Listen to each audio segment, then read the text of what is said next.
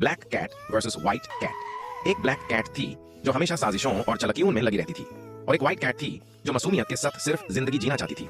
एक दिन स्कूल की बस जा रही थी कि अचानक एक चूहा सामने आ गया। ड्राइवर ने बस रोक ली और टायर बदलने लगा। इतने में व्हाइट कैट बस से उतरी और जंगल की तरफ निकाल गई। जंगल में उसने एक खरगोश देखा और खुशी खुशी उसके पीछे भागने लगी, लेकिन अचानक एक मगरमच्छ ने हमला कर दिया। व्हाइट कैट डर के भाग गई। पीछे ब्लैक कैट ने जाल बिछाया हुआ था। व्हाइट कैट उसमें गिर गई।